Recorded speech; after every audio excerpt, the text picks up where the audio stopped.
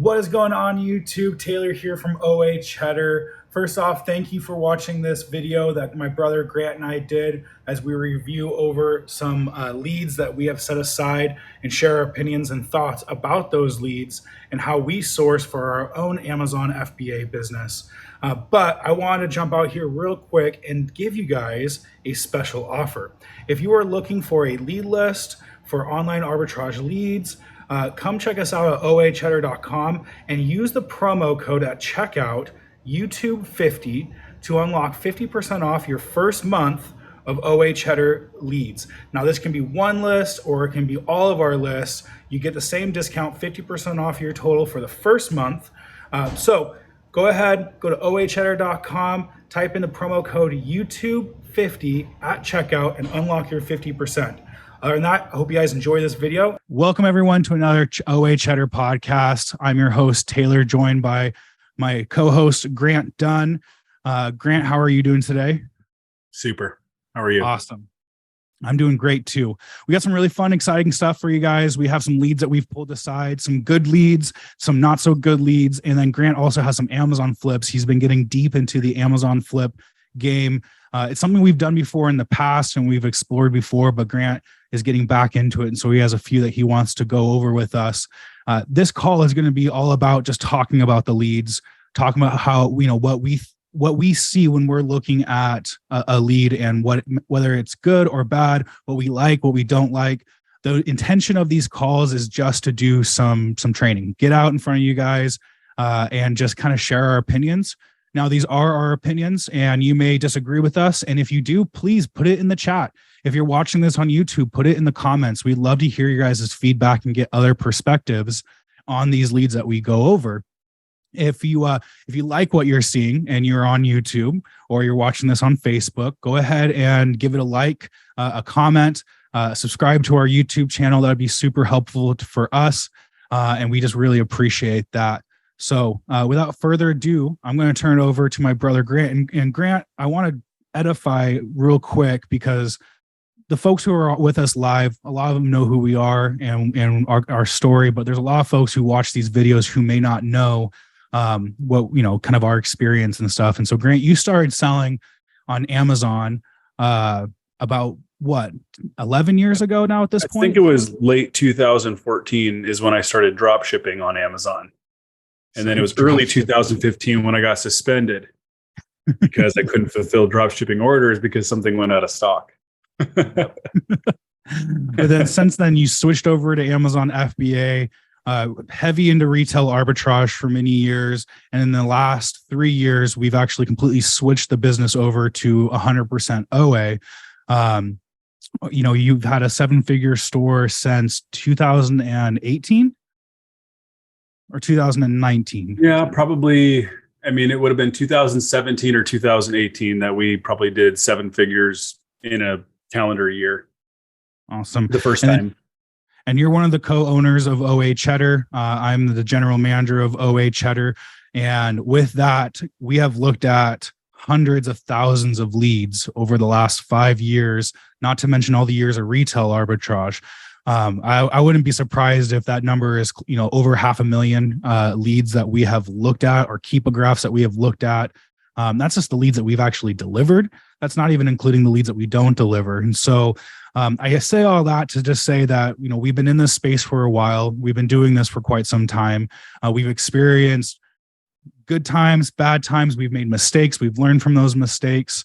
So as you guys are watching, just know that, you know, these are our opinions, but our opinions come with a lot of experience behind them. And I hope that if you're watching this and you're newer into Amazon, or maybe you've been doing it for a few years, that you learn something from these calls. That's our end goal, is just to drop any nuggets of knowledge that we have that can be beneficial to you and into your own business. So enough of the intro. Grant, let's go ahead and just jump right into it. If you don't mind sharing your screen. We've pulled a few leads aside, and these have not been shared on any of our lists. If you are watching this and you see something that you like, you know, you can go out and get it. I will say, though, that this video is going to get viewed a few hundred, maybe even 1,000 times.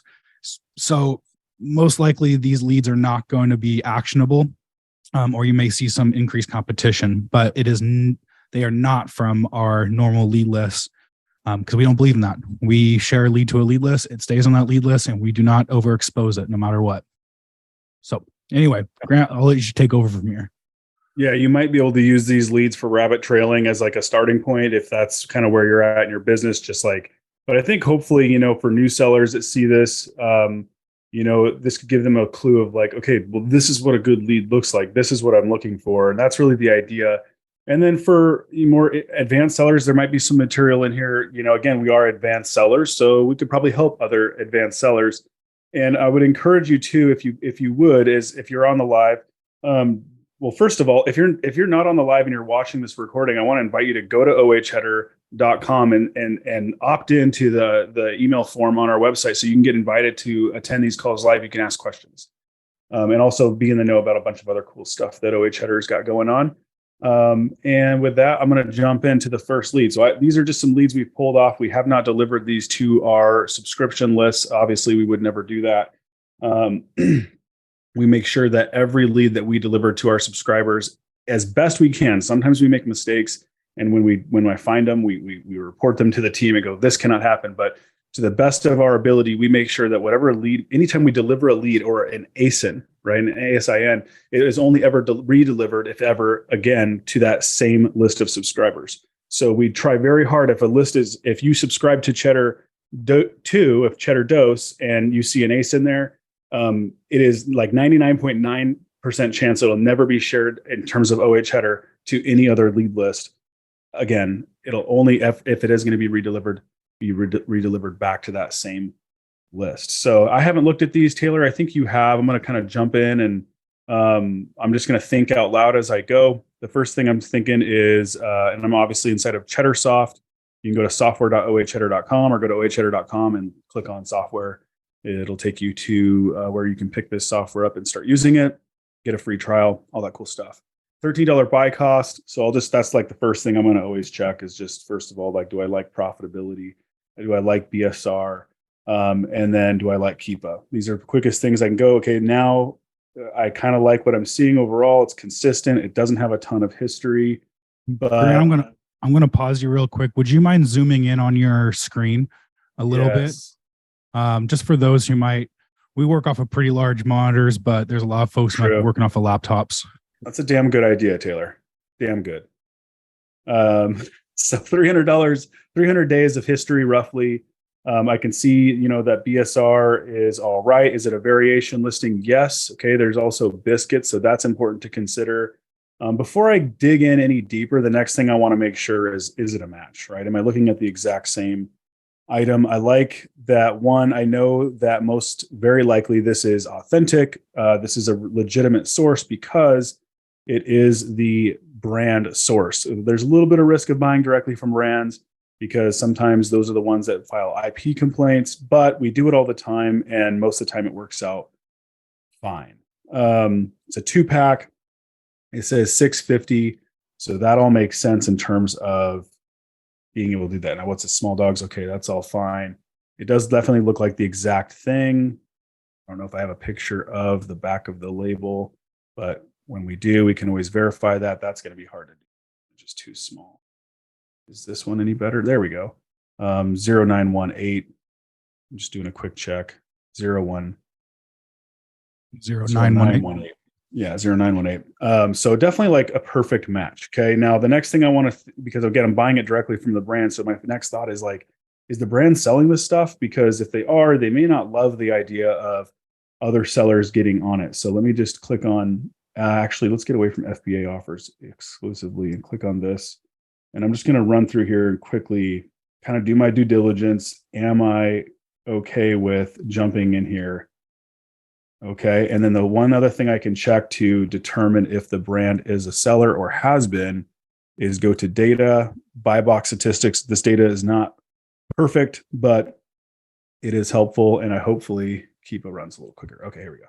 Go to 365. And do I see that? No, I don't. And okay. And now I'm looking at review count because it is important. Okay. A lot of these look like resellers, newer sellers, horrible ratings. Sorry if that's your store, but yeah, you got to do better than that. 1,000. Okay. So personally, I know I can compete with these sellers. Now, the number one seller or number one buy box rotation is going to Emerald City Pets. That might be a wholesaler 4,000. It might not be.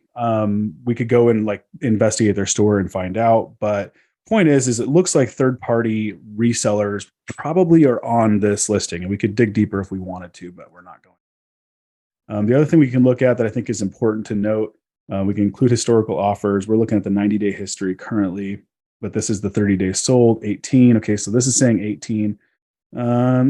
Take it with a grain of salt. But the next thing I kind of want to know is like, how long have sellers been on the listing? 2 months, days, 2 months, 3 months, 9 months. Emerald City Pets, we've seen those guys earlier, right?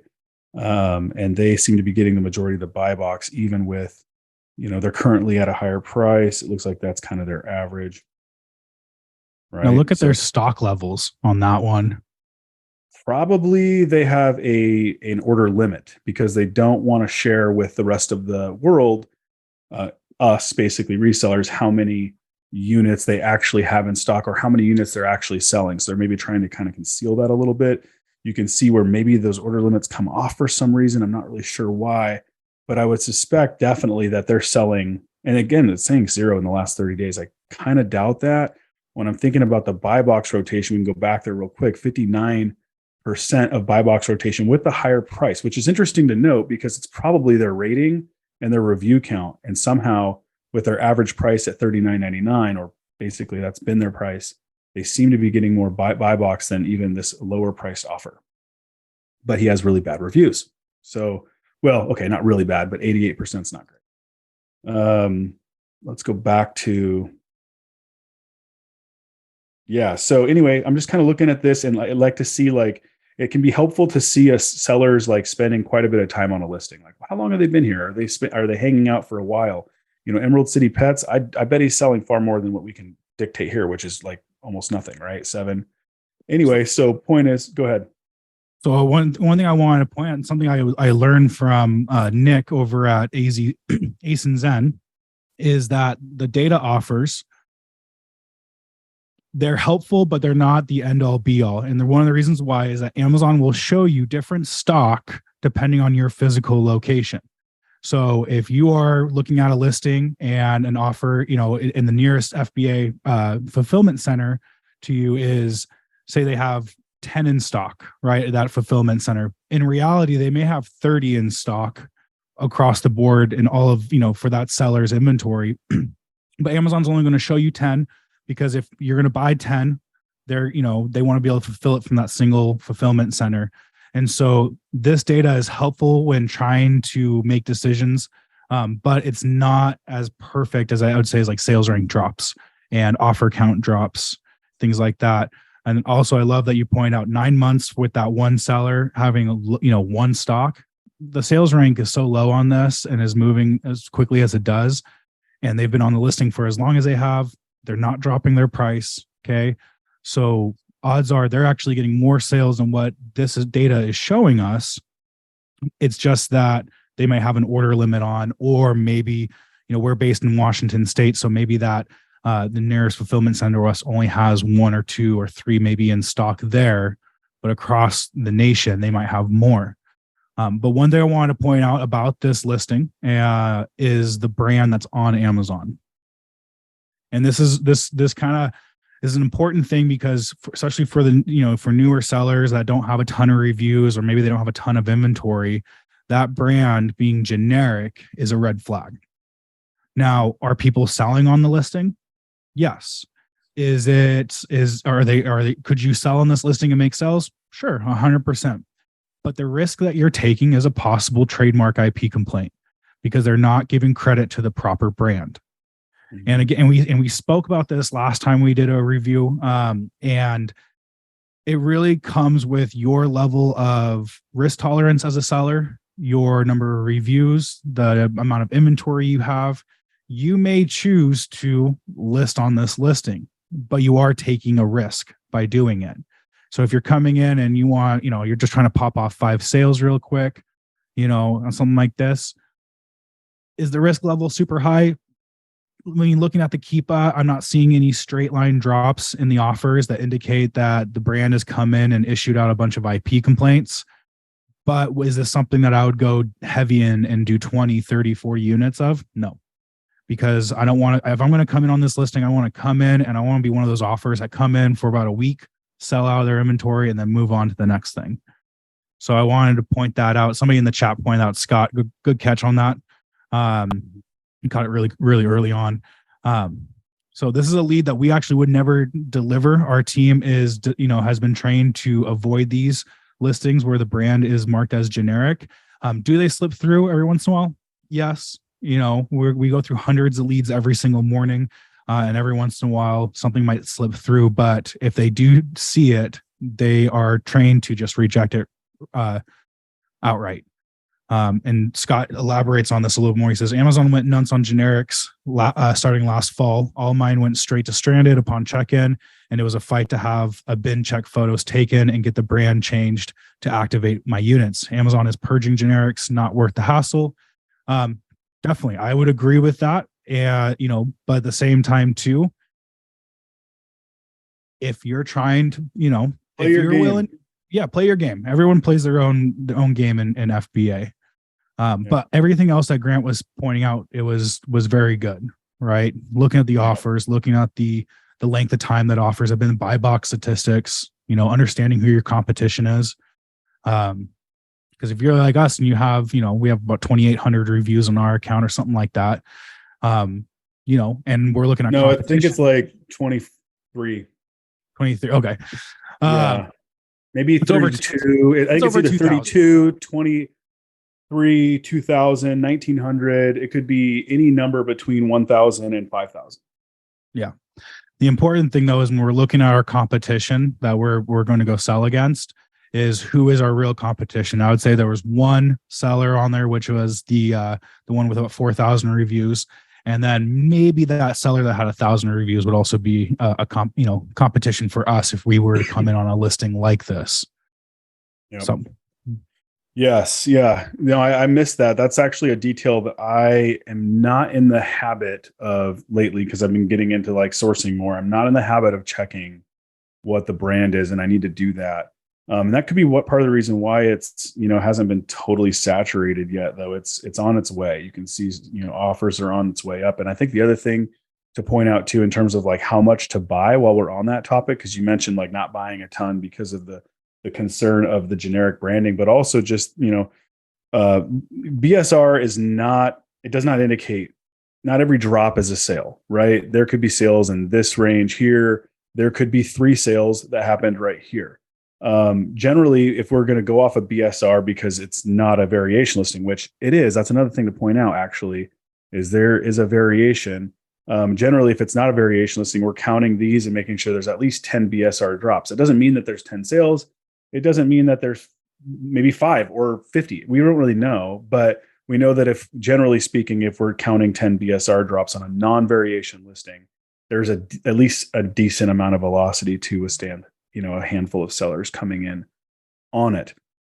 I really think that there really could be a wholesale seller on this. I think that Emerald City might be possibly, but who knows? The other thing to also consider, again, this maybe not be the best thing to go by, but there's 2 variations, and we have to kind of consider what variation are we looking at.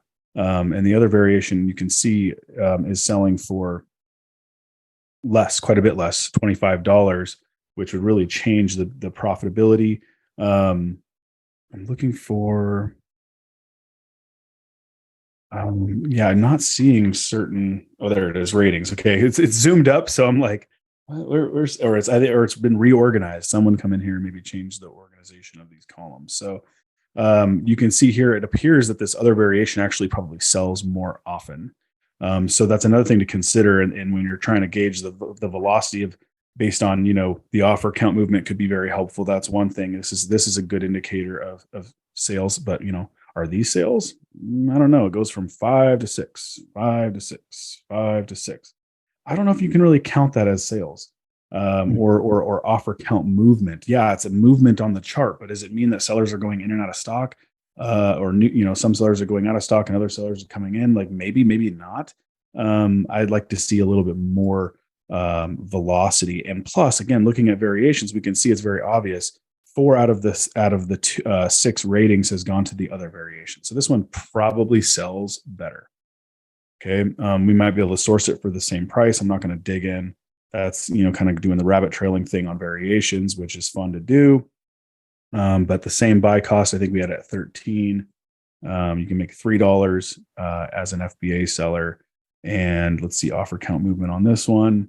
It's different looking. Again, supply is on its way up. So this was probably shared to a lead list or a lead list sharing group, and supply is on its way up. And I think that, yes, velocity is going to improve because the price is going to go down and there is some level of demand for this product.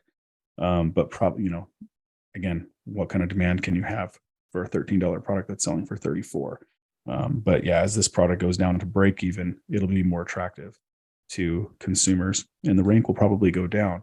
But yeah, okay, there's a lot to say about that one. Let's move on. What do you think, Taylor? Move on to the next one? Yep. Yeah, let's go ahead and do that. Cool. All right. I think, let me dissect this one for a couple minutes, Taylor, and then we'll let you kind of, think out loud or instruct. Well, you know what? Okay. Actually, if let's think about this actually, because what would we do? Well, the first thing I would think, and I think you do the same thing, and what our quality control team, and this is the type of stuff that our QC team does. And I have been looking at some leads from other suppliers. We do a far better job of this, making sure that you're not getting scam sites on your man. I'm afraid to get popping in my voice because I've recorded myself and I get popping. When I, in the No, mic. you're good. You're good on that, buddy. I can always smooth those out. Oh, okay, good. All right. So, well, let me know if I can't be heard well. Yeah. So the first thing I'd look is, okay, Ruby Reading Company.net. That's weird. Usually .nets are not, good, legitimate retail suppliers. And so maybe the first thing I would go is, well, real quick, and I'm not saying that this is the right path, but what I might think when I see .net is just go, well, is there a .com? I don't know. Let's go find. Okay, no site. So there's no .com. It's a new supplier. So I've never heard of these guys. Who is this? Oh, there's an address, New Hampshire. Let's go ahead and do a little digging in this address and make sure we know who we're buying from. So there's a street view shot. We can take a look. Looks like a crack house. Yeah. So this lead was actually came from our leads today. And we rejected every one of these. Our QC team pointed out, they did their due diligence. They checked the address and they went, wait a second, big red flag. And sure enough, we, they passed it off to me and I looked into it and I was like, nope, we need to blacklist this source. We don't want to source from there anymore. Unfortunately, our lead team did source heavily from this source today, because it was almost, hey, we found a honey hole. It's almost too good to be true, which it is. So when you guys are checking sources, if you're not familiar with the source, one of the simplest things that we try to do is we find, if there's an address, we try to look up the address. Now, this one's very obvious because it's going to, like Grant said, a crack house. This is not a business, right? And if it is a business, not one we want to source from. Right. It might be a front for all we know. You order a bag of dog treats and you get a bag of marijuana from that tent, or something. Some meth crystal. Yeah. It's something like that. But we check addresses if that's available. Another simple thing we do, and Scott, thank you for pointing this out in the chat, is we use websites like Scam Advisor. That is one of my favorite places to be checking the validity of this source.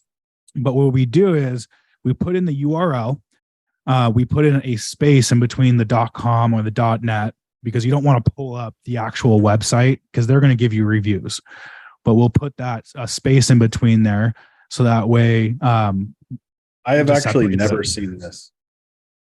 What? I've never searched this term, right, and then just seen like inundation. I've never seen that. Yep. And I would say Scam Advisor doesn't even have this one listed. It is so a couple of red flags. One, the address is the biggest one. That's enough to where I would avoid this source and we wouldn't put this on our list, or we would quickly blacklist it. Full transparency. A lead from this source did slip through 2 days ago. And it was just a single one, and we are, it's now blacklisted. You'll never see this on our list again. But the other thing that we're looking for is if I do a search, if there's only one page of results, and as it's primarily that website that is giving the results on Google, that's another red flag. We want to be able to see trust or reseller ratings, Trustpilot. Am I correct in that? I'm drawing a blank on what Trustpilot. Trustpilot's one.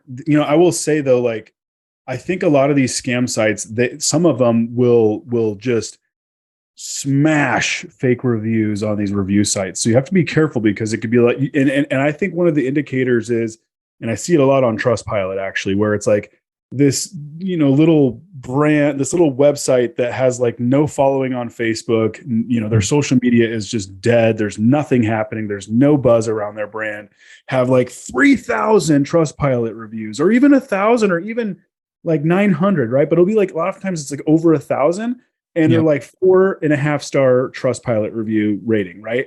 Then you look at like another site and it'll be like resellratings.com or trip, whatever, some other thing. And it'll be like, they got 9 ratings and it's a 1.5 star. Yep. That's real. That's real. And so I think a lot, like we got to pay attention. Like, just like how brands can go and like buy likes to their Twitter, page, or to their Facebook or Instagram, they can buy people to go in and follow, so it looks like they've got a lot of attention. But then when you go and actually look at the, and I don't know if this is an example, but when you actually go and look at the engagement or lack thereof on their website or on their social media channel, you're like, well, no one cares. No one's listening to these people. They have 3,000 people following them on, or accounts following them on Facebook, but no one's paying attention. That's probably not a real brand. And same thing is like when you're searching reviews and you're like, wow, there's 1,000 Trustpilot, but like, and with a phenomenal rating. And then there's like 9 on another site with like a crappy, horrible rating. Yep. Like run the other direction. Right. So we do, an address search, a Google search. We use Scam Advisor. We use those review websites. If we're not sure, we'll dig into their social medias, right? Because like Grant was saying, if you have 3,000 reviews on Trustpilot, but you only have 400 people like your Facebook page or your Instagram page or Twitter, whatever it may be, that's a red flag. And then even on those socials, we even look at those followers, right? If we're looking at a social media account and, it's a store, and you look at their followers and they all have, and I don't want to sound bad, poor in saying this, but if it's a lot of foreign names, a lot of Chinese, especially if it's Chinese writing or anything like that, those are also usually red flags, right? If it's an American store, right, that's selling, name brand health and beauty products, and all of their followers, are in, have Chinese names, or that, that's a red flag. So we try our best to check all those things. The reviews can be tough, because most of the time someone's going on those review sites is not because they had a great experience. It's because they're pissed off and they want to go and complain and they want to hurt that company in some way. So the biggest thing for us is it a legitimate source?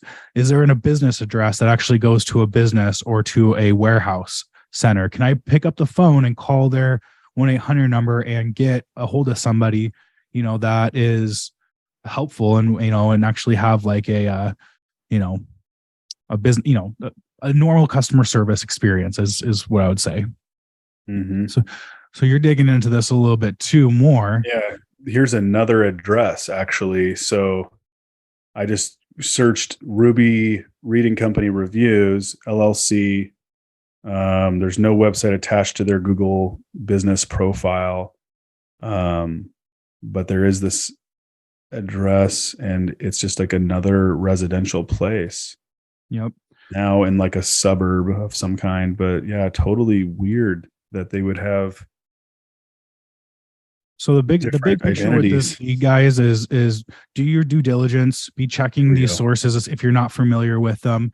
We try our best to do that, before the leads get out to you guys, but it's ultimately up to you to make those final decisions, right? We care more about, is it a legitimate business?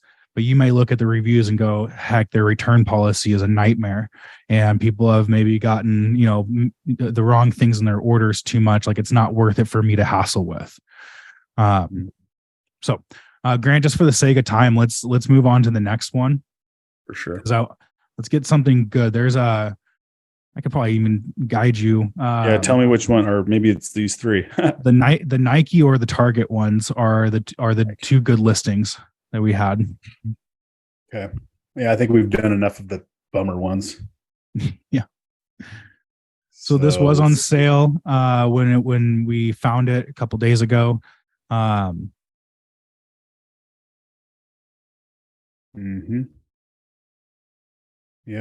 $21, 40% off, but when it was on sale, it was $19.18. There's an additional 20, so this is still on sale. Oh, and an additional 20% off. Is that what we got? Yeah, additional 20% off with this code. So, if you didn't know there was a code for 20% off on Nike, go for it. Little action there. Supply's on its way up.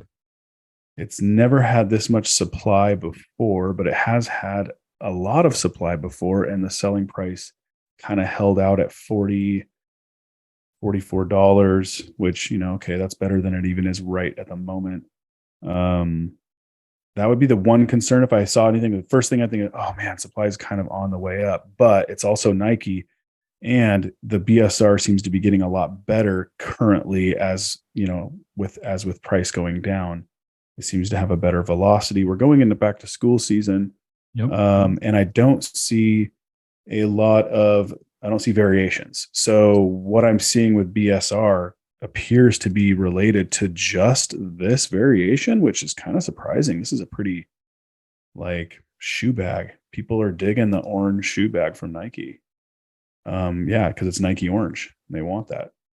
This is great for athletics, football player, basketball player, whatever it is. You're putting your cleats or you're putting your basketball shoes in here.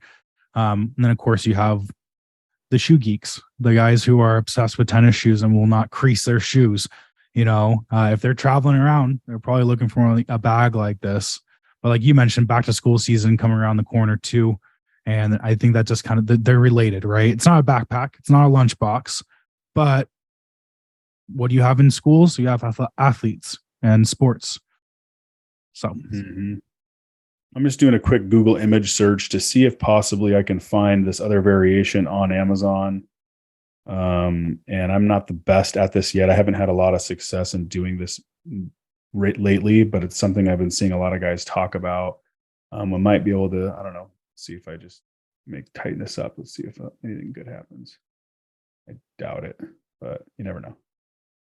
So I'm not really seeing that. Now, the other thing we could try is grabbing this title, Nike shoe bag, and let's just run a search, context menu search. If you don't have this tool, it's super nice.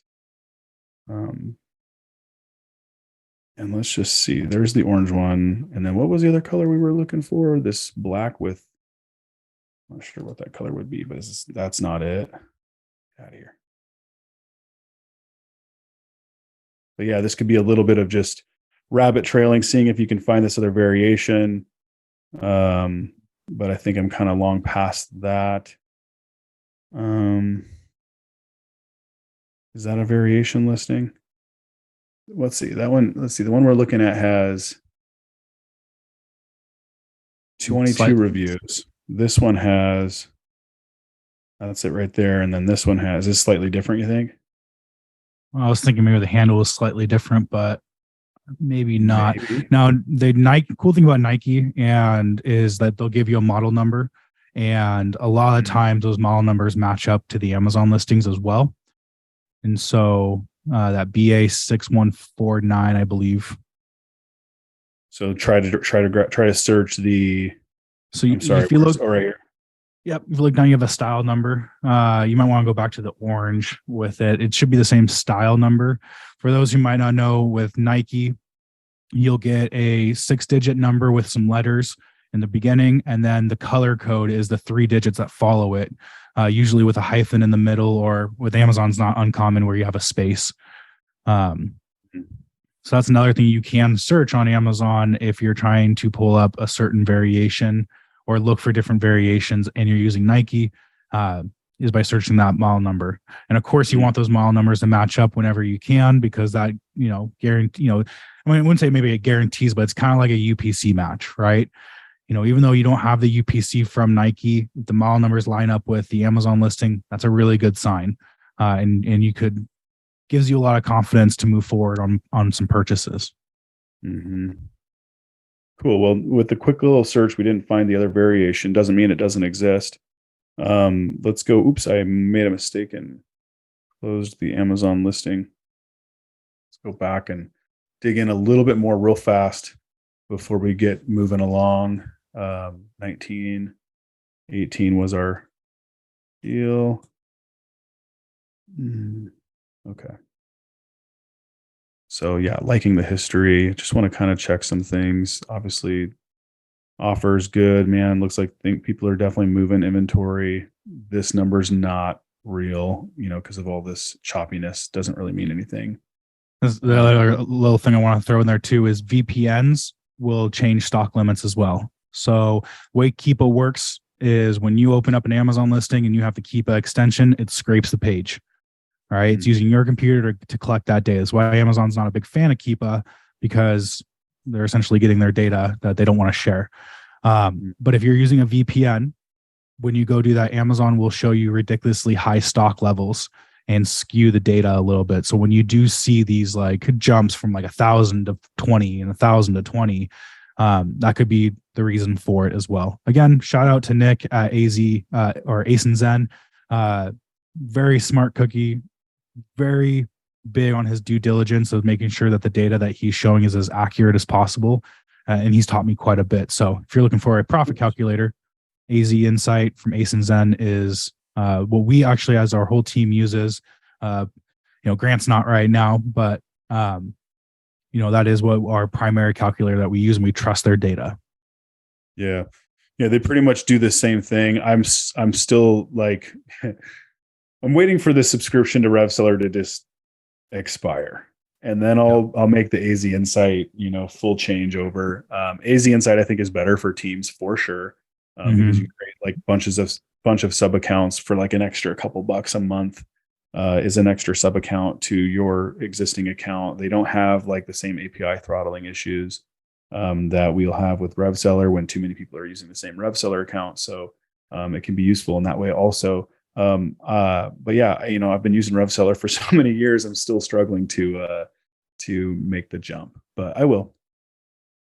Cool. I think that one's good. Let's look at another good one while we got time for it.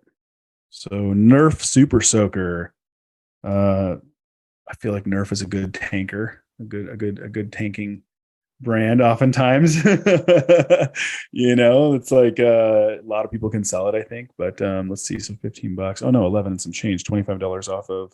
We still get it for that price? No, that must have been here, 25% off. Yep, this is still live. Cool.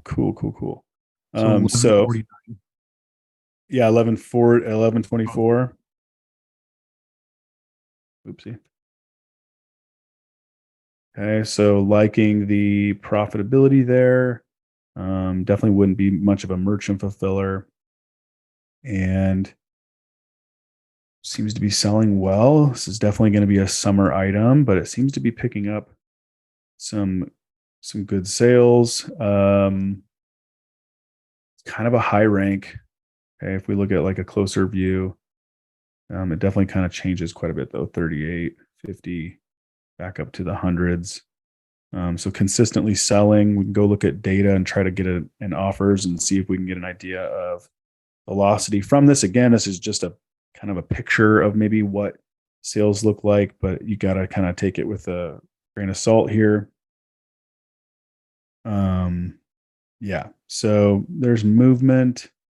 That doesn't get me excited. Doesn't mean that it's not sales. It just couldn't be quite sure of that. Yeah, some movement downwards. That's always good. I kind of like these stair step graphs when I'm looking at stock history, because that kind of looks organic and like that there's not, some weird anomalies, like it goes from, oh, wow, that's weird. Well, And this is so one thing to be mindful about these two is when you're looking at merchant fulfill offers and the supplier themselves, you got to keep all that into consideration. So merchant fulfill, you can have, an offer on Amazon. Say you have 1,000 units in stock with a merchant fulfill offer. Well, they also might have an eBay store, a Walmart store, a Poshmark store, right? All their inventory is combined into one spot. And so if it's selling on eBay, that inventory is going to be, reflected on Amazon because it will be being lowered. And so I try my best to ignore the merchant fulfill offers unless I am considering merchant fulfilling an item, and try to focus on the FBA. But Grant, with this one, since it's not a variation, and I look at sales rank normally as my primary judger of sales. And one thing I found that was interesting with this one was, you have something that's been on Amazon for 762 days, and it wasn't until this April when it started selling, well. But you still have that offer count movement that's kind of happening there too. Price was also high. And so this is where Keepa data is super nice and helpful, but it's not perfect. And I do think that there's more sales that were happening, earlier in those, in the year or in the history. But now it's gotten better at tracking and starting to track this listing more. Obviously the, sales rank dropping like it has and having those spikes will normally bring in more offers or people investigating the listing as well, which just means that Keepa is going to get more data to share with you. Mm-hmm. I think it's interesting, like here and to see these merchant fulfill offers above the FBA. And I've been seeing this a lot, like on Twitter and stuff, sellers talking about or just mentioning that, and I guess you could say gloating or boasting about that they're on listings that they're selling merchant fulfill for higher than FBA offers. And I think that's just, again, kind of talking about, and I think these are things that are worth testing. Granted, I don't think you're going to make really, let's see, $32. And you can make a few bucks. Okay. So, let me look at this real quick, because it's saying $10. It's a $2 pound, 1 pound, and it's kind of larger. What are we looking at? 14 by 7 by 2.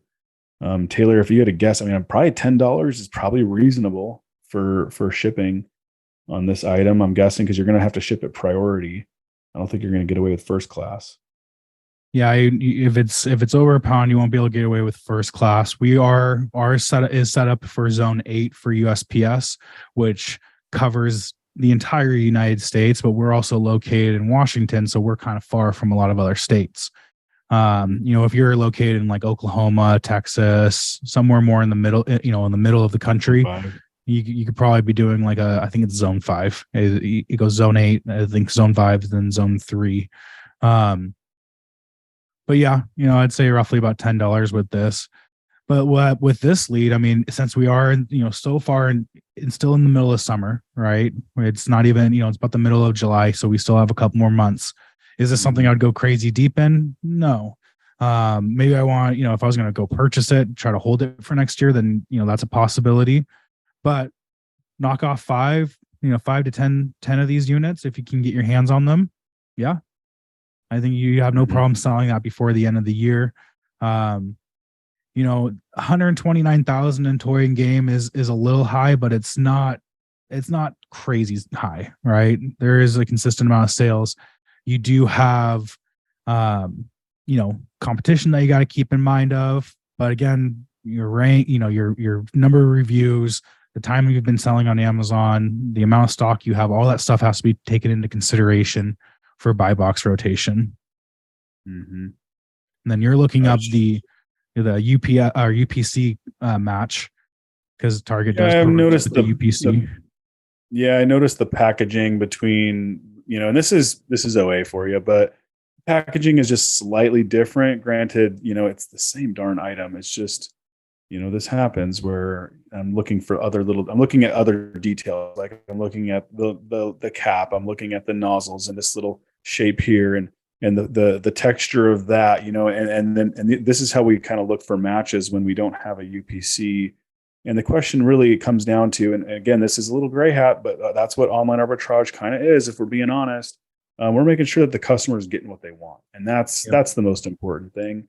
And I'd say, again, everything's very similar. There's just a couple I just noticed this, like slightly different on Amazon, like missing some details that are over here. But okay, like if the customer, if I source this from Target, and a customer buys from this listing and they receive this item, what's the customer going to? Right. Sweet. I got my squirt gun. Right. Yep. My kid's going to be so stoked to go play out in the backyard. So I think that's the most important thing. I mean, I could even look at like these types of images and go, are those over there? Right. Oh, well, look at that. Hey, that gives me a little more confidence too. So, but then I go and I grab this UPC code because it's always nice. Everybody's like, oh yeah, I would love to have a UPC code match. Well, yeah, that's just good luck. That's going to happen on occasion. Here's the listing. It's got a bunch of reviews, but for whatever reason, it's $17.99. It looks like it's selling less often than this one, right? That's for twice as much money. So, customers are going to get what they want. Maybe somebody's advertising this, which could be part of the reason why it's doing well, right? And selling at this premium price as compared to this other listing. We can kind of use this as also a history of performance and demand if we wanted to. This isn't, yeah, July is kind of looking cool. Yeah. So if if this is what we're seeing on this UPC match listing, and here that is, and we're selling on this one, can we expect possibly, now that we're seeing some decent sales velocity BSR, can we maybe anticipate a nice little spike in July based on the performance of this other listing that is essentially the exact same item? In talking about the difference in packaging, want to point out, the way Amazon works is you upload an image as a seller, and until somebody updates that image, it's going to be the image for this product.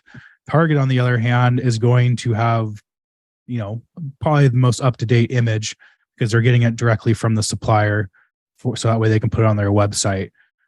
So the fact that the Amazon listing is the older packaging and maybe the Target has, slightly updated packaging, that's also normal. And again, is the customer going to get what they expect to get at the end of the day?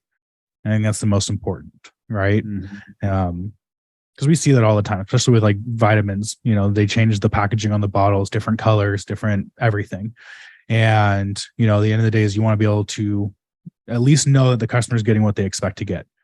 And Amazon's normally going to be the older versions or older images. If you're a superstar and you want to go and update those images, thank you. We don't have that type of time, and it's not worth it for us to hassle with it. But people doing God's work and actually doing those updates, we applaud you. So keep it up the good work. Yeah. If you're one of those ones that are going out there and taking new items and bringing them to the Amazon platform for arbitrage, thank you as well. We really appreciate your contribution to the world. Yeah. And lastly, the ones who take the trademark violations and they actually send in new pictures and get the listing back up and running, so all of us can go back in and get our trademark IPs removed and get back to selling. We applaud you, good sirs and women. Yes, keep it up. Keep it up. Oh man! All right. Well, let me pop. Let's switch gears. Yeah, I'm going to pop into a couple of these Amazon flips. These are some things that I've been tinkering with and messing around with lately. I just grabbed two of the most recent ones that I bought.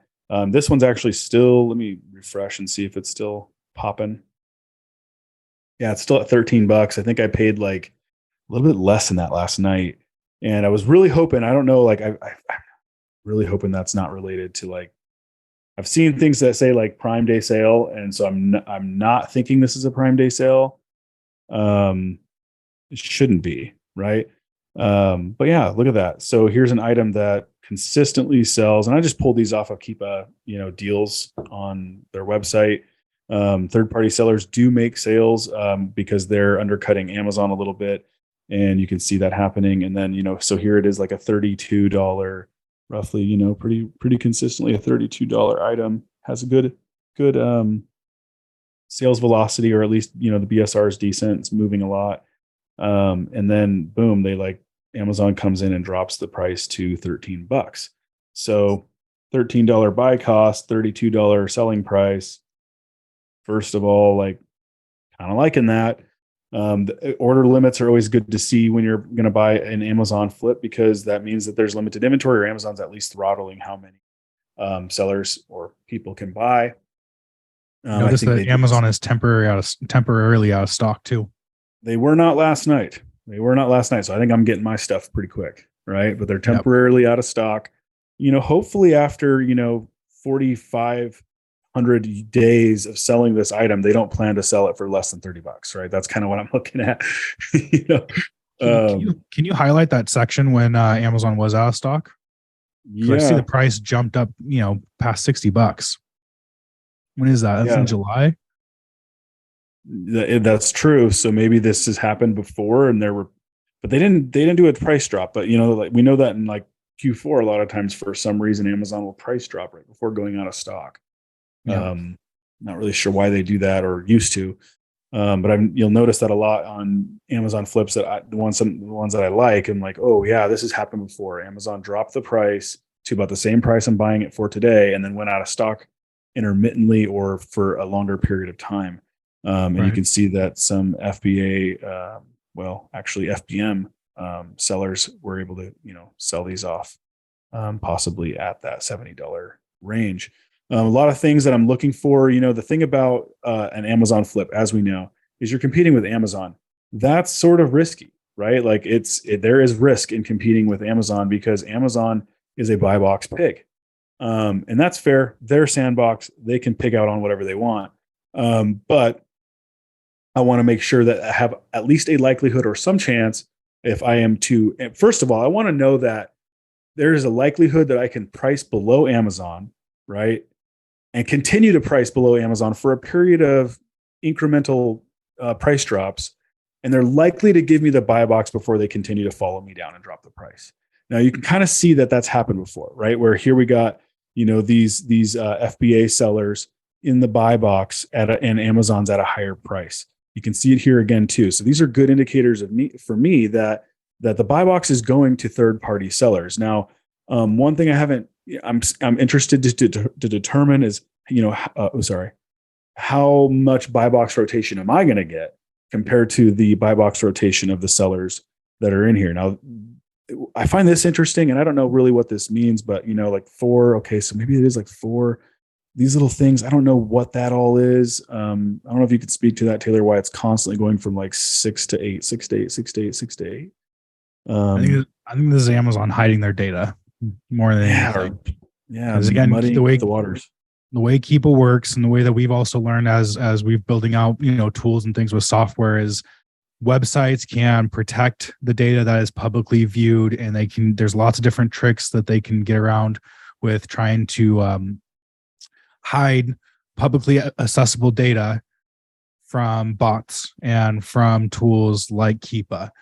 And so there's a part of me that wonders if that's what you see here. These crazy straight lines is just kind of fudged data that maybe Amazon is showing, which is affecting Keepa's data. Because you notice how that kind of just stops in the last few months too. Can you do me a favor? Can you go to data and offers and then look at the year? Because I find it really interesting that Amazon's buy box rotation isn't as much. Well, so let's look at buy box rotation while we're on the topic. Yeah, so but I think I'm looking at the last 90 days. They're at 27%, because I think they're giving the buy box to these other sellers but this one's 38.40. Why? Because I don't know why, because Amazon's low on stock. According to this, and again, this doesn't mean it's perfectly accurate, but this seller with 25,000 reviews, clearly a liquidator, major. Well, actually, I doubt they're doing liquidation at 98% rating. They're probably a wholesaler. and able to get big brands, 44%, even with a higher price, average higher price, and then 29% at a lower price for Gigamix. They only got 4 ratings. So must have found maybe a reseller. Here it is again, 50% going to Amazon in the last 180 days. You can see there's some big sellers. I'm hoping that I can get in the rotation. What were you saying, Taylor, about offers? We're at 365, include historical. Yeah, I'm just curious to see if there's any movement in their offer counts or in their stock levels that Keepa is showing. Now, granted, when you're looking at historical offers, especially if you're talking about a listing that is very, very old, you're going to see a lot of these blank pages because they were historical offers, but they were historical offers 1,000 days ago, or 600 days ago. But a gift for me right there, that gives me hope, right? Right. Like that person is an FBA prime offer, and you can see a what I would say almost a natural decline in their stock. That stair stepping. It's not from 50 to 0. It's there's chunks, right? And especially around the end there, where you can almost count down when they actually ran out of stock. So that's something that Go ahead. Was that July, like this last July? Well, I'm looking at 365 currently. So this would have been July 12th of last year to November. So we kind of go look at that real quick. Yeah. July 12th to. So notice that in the offer counts, it is just those little squiggly lines, right? And again, you notice how the data changes, right? You get offer count movement that looks more organic, and then you get these weird little just, block of up and down lines. So just kind of goes to show that you got to look at more than just one place for data, right? Keepa has their offer counts, they have their data offers, their buy box statistics, right? And so when I see that one seller that naturally looks like they sold out between July and November, but you don't see that change happening, right? You see just these crazy little squiggly lines. That should help give you confidence. And the beautiful thing about Amazon flips is we're not going super deep on these, right? Our hopes is that we're going to buy 2, 3, maybe 6 units of this if we can, get away with getting that many orders. It's a 3 order max right now, and Amazon isn't going to allow you just to repeat that over and over again. So is there enough evidence that we could pop off 3 sales while competing with Amazon? Yes. Is there a chance that Amazon may go out of stock after this crazy good deal? We're already seeing that they're temporarily out of stock. So what happens if they do go out of stock? Well, the price shoots right up. All right. So that gives us a lot of confidence there. And another great thing is we're in July now. Think Christmas in July. We're not that far off from Q4. What is this item? This item is a kitchen item for all those bad husbands out there who buy their wives kitchen appliances for Christmas instead of jewelry, right? Those numbskulls are going to probably be picking these up, So all things being relative, it's judge your risk. With this, you're risking $36. You might turn around and make $24 in profit, and you might have to compete with Amazon. You might not. The seasons are going to get, between now and the end of the year, it's only going to get more in demand. And who knows? There's also going to be an old version, and Amazon's liquidating. Amazon's getting rid of their stock. Once they go out of stock and they don't have anything, they're done. And this listing will still be popular, and it will still, have demand for quite some time because it's organically going to show up in search results. So, yeah. I you mentioned something that about buying, like right now there's a 3 unit order limit, and I have not gone back in and reordered. I've only been doing these. I just decided, I'm going to go back and check on Keepa Flips and dive back into this, but be a lot more selective. And, but I have not tried to place multiple orders for the same item with a limit. It's like, there's a part of me that's like, well, it says limit, it's order limit, not customer limit. What does that mean? They probably don't want me replacing repeat orders, but maybe there's someone here on the call that knows one way or the other, personally from their own experience, if it's okay to buy more than once. But I also, what I will say, so speaking of buying more than once, Whether that is acceptable to do within the same, day or 2 days or same week to Amazon, I am not sure, and I'm open to hearing other people's thoughts on that or their personal experience or knowledge. The other thing you can do though is track the product. And so you could say, hey, Keepa, I want you to tell me when Amazon's price gets below $14 in the future. Track it for the next 2 years or year or whatever. I don't know what the reason would be to do less versus more, but maybe the next year, and then, go from there. And then you can have it, basically, I don't want to click this because I think my email address might show up for this account. I don't want that to be visible, but click on that, and then you can tell them, like, send me a text message. I think they can ping you on Facebook Messenger, or send you an email. So that's super cool. And I think there's a Keepa. People are using the Keepa app. I downloaded the Keepa app the other day, Taylor. There's a really nice Keepa app with great reviews. And so I think if I were to spend time tinkering with that, you could probably just get notifications through the Keepa app, if I'm not mistaken. So Ryan in the chat says that they normally won't let you check out if they have those limits on. So you get one order off and then they won't let you check out. Now, I do remember from our old Amazon Flip days that I want to say that once that bad boy ships, yes, you can order it again if it's still available. A lot of times these deals happen and they're good for a day or two and they're gone. And he says the other option, and I'm hesitant. I'm going to say that this is, I feel like this is also against Amazon's terms of service, is to go and order it through a non-Prime account that you don't get your business discount on.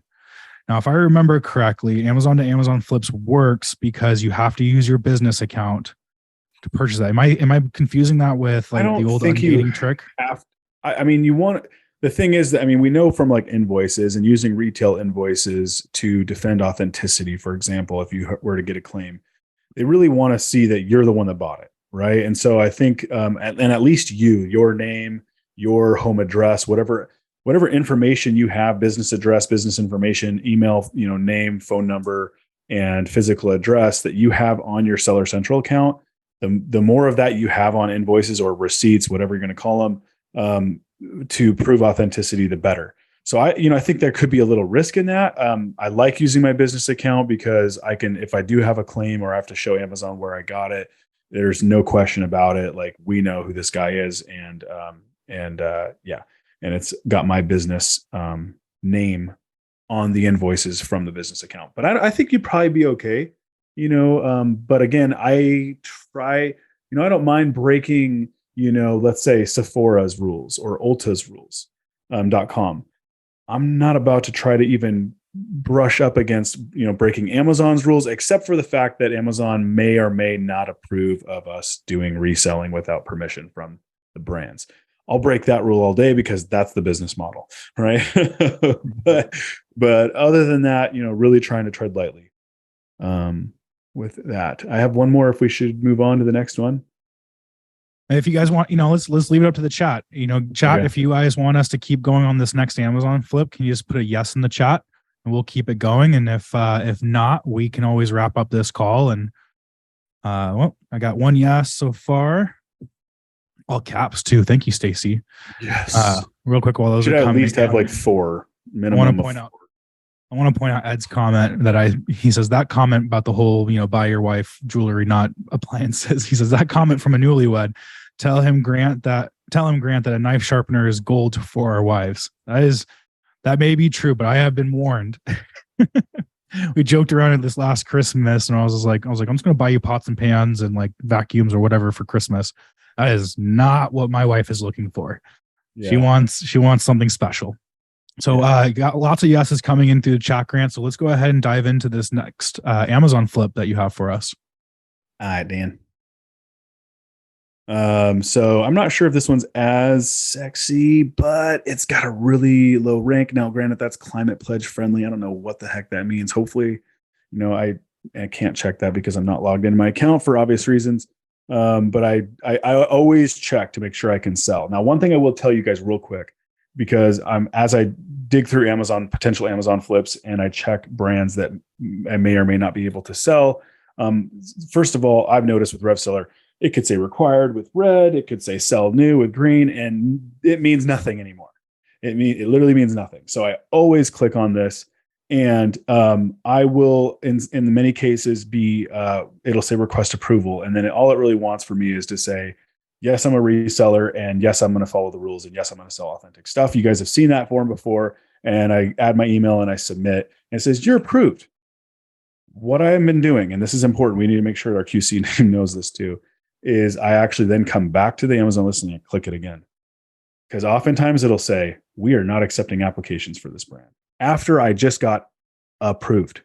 Okay. So very important, like don't, on the first stroke of just, getting automatic approval, I would say go back again and double check that you actually are approved and you just didn't get some false approval that really doesn't help you at all. Cause then you buy stuff. I think that's happened to us, Taylor. I think that we've actually bought stuff like that. And then our prep center goes, hey, you can't sell this. And we're like, oh, it's because we needed to double check the double check. So hopefully that makes sense. But anyway, guys, this one, I think we'll see it. Stacy came in with a good, she says she has learned to add it to her inventory before completing her purchase. Yes. So that's smart. That'd be another good step. Yep. I might start doing that too. And I haven't seen this, but I don't trust that Amazon won't flip this on you when you guys are filling out that survey. Yes, I'm a reseller, and yes, I'm going to follow the rules. It's basically yes, I'm a reseller. And then it's the last answer for every one of those questions. Always skim through it, because it wouldn't surprise me if Amazon moves those answers around just to see if you're paying attention. And you don't want to be, you don't want to accidentally click the wrong thing. And next thing you know, you're banned from buying, from selling a whole bunch of stuff. Right. They're not, I don't know. They're just, they're going to be tricky. They are tricky. So don't ever assume. All right. Sorry. Keep going. Cool. Yeah. So bought these basically, actually Amazon, it's like they went out of stock. So that's a good little sign there, but $20, you can see it happened before recently. And even I think in this little tiny window, also $20 there. So it's not the first or last time, probably. And what I would want to say, first of all, is like, okay, $20. So that's like, I'm going to check profitability before I even care about anything else. And then I'm kind of going like, well, what's the minimum I really want to sell it for? Like, I'd like to not sell it for less than $44. So what are my chances of that being the case? Okay. I can probably get rid of warehouse deals. That's irrelevant to me. Used is irrelevant. And then I'm looking at buy box mainly. Now there is FBA offer here at $37.86. Not really liking that, but that's a small little window. And for whatever reason, wasn't getting the buy box, maybe because it wasn't a featured merchant, and hasn't earned the buy box for some reason when other sellers are $8-7 higher. So buy box history, though, in fact, we can even look at the statistics. I don't know, it doesn't do buy box. I hate that. But the average new in the last 90 days, 37.58. That's because of the merchant fulfill offers before shipping. So that's really not going to be a good indicator. But what I'm looking at is I can pretty much guarantee I'm going to sell this for at least $42.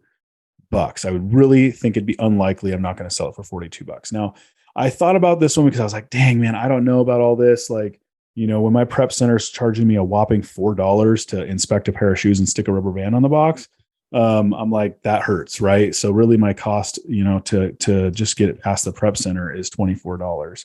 And so I kind of, part of me might start shipping these to myself, because for $4 a pair of shoes, I'll just put them in the box myself and slap a rubber band on them. Not hard to do. Literally probably takes like 15 seconds. But I get it, shoes have higher profit margins, so you can charge more, and prep centers got to make money too. But that's just my thinking out loud, right? As I am doing for the last hour. And then history, I like it overall, like this little window with Amazon at 35. I'm not too worried about that. That was a long, last year. We can see that the overall history, this is oftentimes even a $60 shoe from Amazon. You see lots of offer count movement. I like to see the bounciness, right? We want to see bounciness. That gives us a good clue that, hey, third-party sellers are moving inventory too. That's always fun, right? That's the game we're trying to play. So if we're going to compete with Amazon, we need to see that. I can also go to data, buy box statistics. Am I talking too fast? Nope. I don't think so. If Grant's talking too fast, say slow down in the chat. Slow down, Turbo. Nope, you're good is the first comment we got. Cool. So last 90 days, you can see plenty of other sellers. Amazon sort of hogging the buy box, but when we know why they're not taking most of the buy box, or they are taking most, but why they're not taking like 90+% of it, it's because there's other sellers that are selling at a lower price than Amazon on average. And so Amazon is rewarding them with the buy box. It's a good sign. Now, Chewbacca, probably never going to be able to compete with Chewbacca in terms of like, granted, my rating's better though, right? If I've got a 90, a better than 90% rating and less reviews, hey, Amazon's probably going to give me a little credit for that. Chewbacca's got a 90% rating with 100,000 reviews. They're going to get credit for that. But I also like seeing this, right? Dick's Sporting Goods. Boy, that looks like that's not Dick's. That's just not a good idea, Mr. Dick's Sporting's Goods. Like you probably shouldn't do that. That's just some words of advice there. A trademark lawsuit waiting to happen. Yeah, what are you doing, bro? But I love this name, Chewbacca. Is that like that is a great name? I want that name. Notice how they're all merchant fulfills. And I was noticing this too when you're looking at the Keepa graph. That buy box was going to merchant fulfill in the last 3 months. A lot of the buy box was landing to merchant fulfill. And what does that mean? There it is. What would it mean if for you to ship out a shoe box? You just put it into a big poly mailer and ship it out. That's a good point. That's a damn good point, Taylor. I know why the prep center charges $4 too. It's because it's the space. It's not the process of processing them, which does have, I'm sure, you want to check. You probably got to clean up the bottom of the shoes if somebody tried them on, that kind of stuff. But I think it's a space issue, right? If you're sending your prep center, 50 pairs of shoes every week, that's going to take up a good chunk of space in their storage. Right. And I wonder if Amazon's kind of, I don't know. See, the only thing is like, now this is zone 8, but I don't feel like I can ship a pair. Correct me if I'm wrong, chat. If like I can like regularly sell a box pair of shoes or ship it for less than like $10, $11. Like, I don't think that's maybe $9. I feel like it's too bulky. Plus it's over a pound. So I'm not going to get this off for less than like $10 shipping. So why would merchant fulfilling make sense unless you had really, really, really steep discounted shipping, like better than Amazon, third-party seller benefit, or you're willing to take a $3 net profit. I feel like for that, it's like, so I get your point. You're definitely like, I'm going to start thinking about that. Do I just want to merchant fulfill these?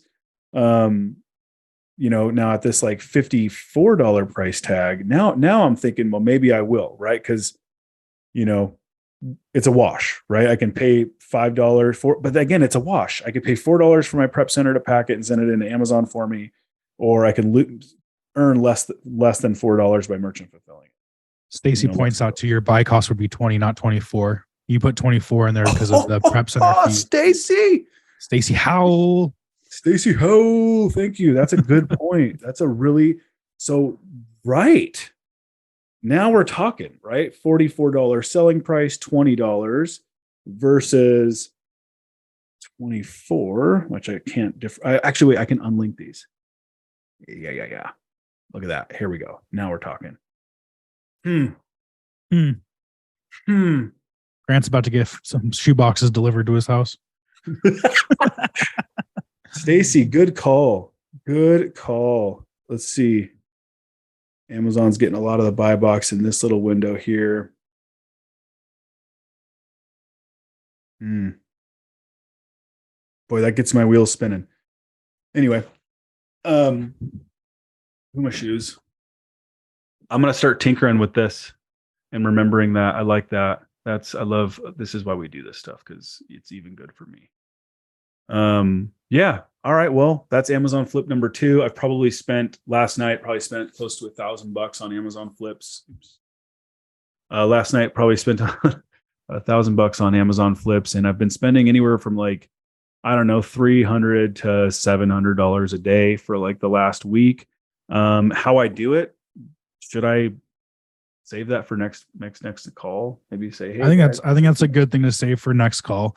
And for everyone who's inside the chat right now too, if you Amazon to Amazon flips. We did it back in the past, right? There was some interest, and then that interest kind of died out a little bit. And I'm curious if you guys would be interested in us providing some Amazon to Amazon flips possibly in the future, as an addition to, maybe an addition to your cheddar list, or as a separate service in and of itself. So I got a definitely from Julie. Thank you. Definitely want to learn more about this. Stacy. I feel like I'm messing up your name. I keep saying Trisha. Trisha. I feel like I'm sure that's probably I'm saying it incorrectly, but she's saying yes. Ed Dassey for sure. Awesome. I want to point out my cute puppy right there, who's just completely in heaven. He's screaming. Oh, he's a lounger. Well, awesome. Well, for everyone who is on the call still and stayed on, and it actually looks like we, pretty much anyone who jumped on stayed on too. So thank you guys for doing that. We will be doing more of these and getting this out. If you found this was helpful, will you please put yes in the chat? Just so that way we know that what we're doing is actually providing some type of service to you guys. If you're on YouTube and you watch this entire time, thank you so much. We really appreciate that. Please drop a comment or a like inside of our YouTube channel. Subscribe if you're not subscribed. For those who are on the chat, when this gets put out into, the review or the replay of this gets put out on YouTube, if you guys want to go and put, like and comment, that helps us out a ton, because it just kind of, it's the algorithm, right? More engagement, more faces that see these videos, more people that can be helped, and also helps us as well. So, Grant, any final words before we go? No, I mean, I just want to reiterate that, guys, like, you're on the lives, and thank you. We have a nice little turnout today. So stoked on that. And so really appreciate you being here. And yes, like, we're going to post the recording, and I think we'll email our list and let them know. And if you guys just run over to YouTube, you don't have to, I mean, even if you just open it up on YouTube, all right, we're going to cut this part out. You open it up on YouTube and just let it play on another screen and just let it run through, show YouTube that the video is quality, right? Like, if you guys stuck around for this whole thing, we got to teach YouTube that people want to stick around, and they probably will. Cause, we did, I think we did a good job today too.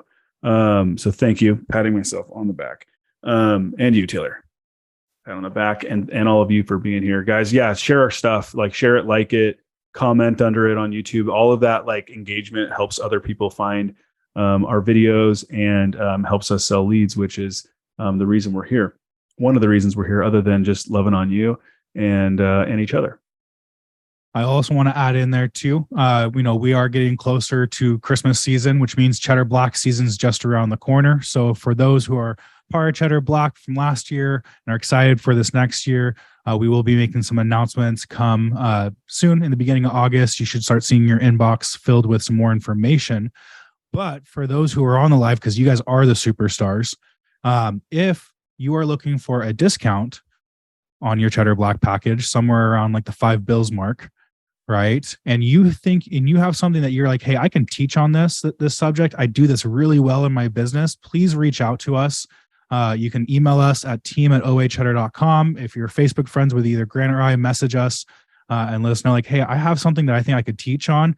We would love and appreciate to bring in some experts, and we will, we'll compensate you for that time that you give. Other than that, guys, we'll see you on the next one. Hope you all have a great rest of your day. We'll talk soon. Bye, everyone. See ya.